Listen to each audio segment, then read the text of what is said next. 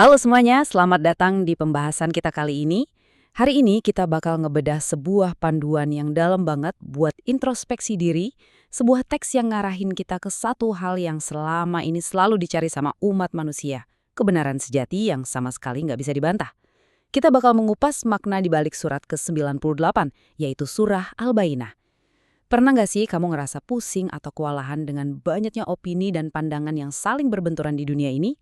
Kalau iya, pembahasan ini pas banget buat kamu.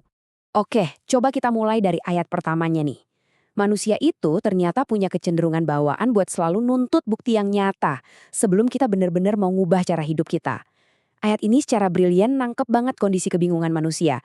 Kita tuh sering banget kan udah nyaman sama keyakinan lama kita, susah banget diubah atau digeser sedikit aja. Sampai akhirnya kebenaran itu benar-benar disodorkan tepat di depan mata kita. Nah, sifat dasar manusia inilah yang lagi dikritisi di ayat pembuka ini. Dan ini dia peta jalan kita hari ini. Pertama, menanti bukti nyata. Kedua, perpecahan setelah bukti datang. Ketiga, 3 pilar kebenaran sejati. Keempat, 2 golongan manusia. Kelima, meraih kebahagiaan puncak. Dan keenam, aplikasi praktisnya. Kita bakal pakai alur dari masalah menuju solusi biar gampang banget dipahaminya. Yuk kita mulai? Mari kita selami fondasi dasarnya dulu nih. Surat ini namanya Al-Bayyinah, yang secara harfiah artinya bukti yang nyata. Ini surat ke-98 dan coba perhatiin deh, cuma terdiri dari 8 ayat loh, singkat banget kan? Tapi jangan salah, di dalam 8 ayat yang ringkas ini, tema besarnya itu benar-benar ngebongkar misteri dari kebenaran sejati. Bukan sekedar kebenaran yang relatif atau abu-abu, melainkan tauhid yang murni dan benar-benar lurus. Masuk ke bagian 1, menanti bukti nyata. Sekarang coba kita ngebayangin bareng-bareng, kayak apa sih situasi dunia sebelum bukti yang tak terbantahkan ini benar-benar muncul di hadapan manusia? Jadi waktu itu, masyarakat dikategorikan ke dalam 2 kelompok utama. Di satu sisi, ada ahli kitab. Mereka ini sebenarnya udah punya kitab suci, tapi perlahan-lahan mulai melenceng dari ajaran aslinya. Terus di sisi lain, ada orang musyrik, yaitu orang-orang yang nyembah berhala dan sama sekali nggak punya kitab panduan. Secara spiritual, kedua kelompok ini benar-benar lagi terjebak di dalam kekafiran. Ibaratnya nih, mereka lagi stuck di satu ruang tunggu kosmik. Nungguin banget sebuah pembuktian pamungkas, Al-Bayyinah. Dan pembuktian itu adalah datangnya Nabi Muhammad serta wahyu Al-Quran.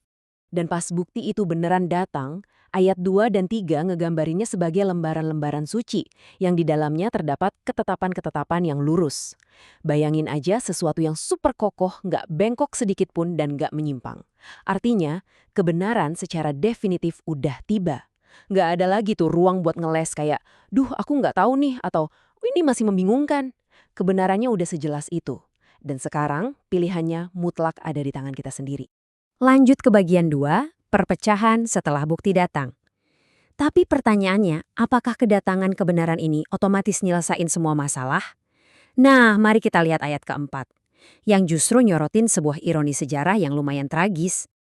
Logikanya kan, pas kebenaran yang tak terbantahkan ini datang, semua orang harusnya langsung bersatu dong di bawah kebenaran itu. Harusnya sih gitu, tapi kenyataannya justru sebaliknya. Teks ini mencatat kalau mereka malah terpecah belah setelah bukti nyata itu datang. Kenapa coba? Bukan karena pesannya yang salah loh, tapi murni karena ego manusia. Kesombongan, rasa iri, dan kepentingan duniawi justru ngehalangin mereka. Ini momen yang pas banget buat kita mikir nih. Apakah pengetahuan yang kita miliki hari ini bikin kita makin bersatu, atau malah bikin kita makin angkuh dan gampang terpecah belah? Masuk ke bagian 3, 3 pilar kebenaran sejati. Jadi, poin krusialnya gini, kalau kebenaran ini ajaib banget sampai-sampai bisa memicu perpecahan di antara orang-orang yang sombong, emangnya apa sih isi dari kebenaran ini? Yuk kita buka rahasianya di ayat kelima. Jujur, ini ngebuktiin betapa elegannya ajaran ini. Klimaks dari agama yang lurus itu ternyata cuma bertumpu pada 3 pilar yang sangat sederhana. Pertama, ikhlas, ketaatan yang murni banget tanpa ria atau pengen dipuji-puji orang. Kedua, sholat, koneksi vertikal yang disiplin sama Tuhan. Dan yang ketiga, zakat, kepedulian horizontal kita sama sesama manusia. Udah itu aja, nggak ada ritual yang ribet atau konsep teologi yang bikin pusing kepala. Tapi, jangan sampai kesederhanaan ini nipu kamu ya. Kebenaran sejati ini emang bukan monopoli kelompok tertentu, dan konsepnya gampang banget dipahami. Tapi, buat benar-benar ngejalaninnya, wah, itu butuh komitmen seumur hidup. Jaga niat biar terus ikhlas tiap hari, konsisten dalam ibadah, dan nahan keegoisan diri sendiri demi ngebantu orang lain. Ini jelas bukan tantangan yang gampang. Kita bergeser ke bagian 4. Dua golongan manusia. Mari kita lihat gimana hal ini ngebangun konsekuensi yang sangat tegas di ayat 6 dan 7. Singkatnya, gimana cara manusia merespons kebenaran inilah yang bakal nentuin nasib mereka sepenuhnya. Di sini benar-benar nggak ada kompromi. Garisnya ditarik dengan super jelas.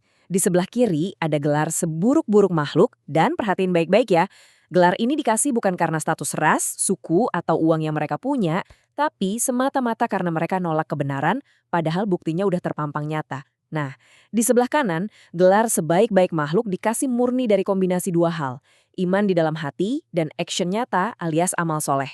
Ini adalah kabar baik banget karena status tertinggi di alam semesta ini terbuka buat siapa aja, tanpa mandang latar belakang duniawinya. Lanjut ke bagian 5, meraih kebahagiaan puncak. Sekarang, kita sampai di ayat ke-8, resolusi agung dari perjalanan ini. Kira-kira, apa ya hadiah buat mereka yang memilih jalan yang benar dan menjadi sebaik-baik makhluk? Teksnya ngejelasin ini dengan indah banget sebagai surga Aden. Ini adalah tempat tinggal abadi, di mana sungai-sungai mengalir jernih di bawahnya. Visual ini jadi lambang sebuah rumah permanen dan kenikmatan luar biasa yang nggak bakal pernah keputus. Kamu nggak akan pernah lagi ngerasa cemas mikirin, duh kebahagiaan ini bakal berakhir gak ya besok, semuanya abadi. Dan tahu nggak, apa yang paling mind-blowing dari ini semua? Puncak kebahagiaan sejati itu ternyata bukan sekedar tempat fisik dengan sungai yang mengalir, tapi sebuah keadaan emosional yang disebut ridho. Ini adalah kepuasan timbal balik yang luar biasa. Tuhan ridho dan puas sama hambanya, dan sang hamba pun ridho, sepenuhnya puas, tanpa keluhan, tanpa setitik pun penyesalan atas apa yang Tuhan kasih ke dia. Ini benar-benar kedamaian jiwa di level yang paling mutlak. Tapi tunggu, ada satu syarat terakhir yang ditekankan di penutup ayat. Semua ini cuma dikasih ke mereka yang punya khauf sama Tuhannya. Kita harus paham nih definisinya. Khauf di sini bukan rasa takut yang bikin kamu parno, lumpuh, terus lari sembunyi. Sama sekali bukan. Ini tuh rasa takut yang dipenuhi rasa hormat. Sebuah kesadaran mendalam yang justru jadi bensin buat kamu. Memotivasi kamu buat terus taat dan ngejauhin larangan setiap harinya. Terakhir, bagian 6. Aplikasi praktis. Teks dari ribuan tahun lalu ini emang puitis dan dalam banget. Tapi sebagai penutup, gimana sih cara kita nerjemahin wahyu ilahi ini jadi action nyata yang bisa kamu lakuin hari ini juga? Dari pembahasan ini, kita bisa narik 4 langkah praktis buat dijadiin checklist harian kamu. Pertama, terimalah bukti itu tanpa perlu ngajak ribut ego kamu sendiri. Kedua, sebelum ngelakuin apa-apa, cek dulu niatnya. Ini murni karena Tuhan atau cuma demi dapat pujian orang? Ketiga, disiplin jaga koneksi vertikal kamu lewat sholat dan kepedulian horizontal lewat sedekah. Dan yang keempat, jadiin kesadaran dan rasa hormat kamu ke Tuhan sebagai energi penggerak, bukan sesuatu yang malah bikin kamu pasif. Intinya, kebenaran itu nggak bisa lebih simpel dan lebih jelas dari ini.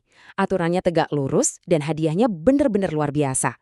Pertanyaannya sekarang, setelah kamu tahu inti kebenaran ini, kamu tuh udah nggak lagi di posisi nungguin bukti loh. Buktinya udah bener-bener ada di tangan kamu.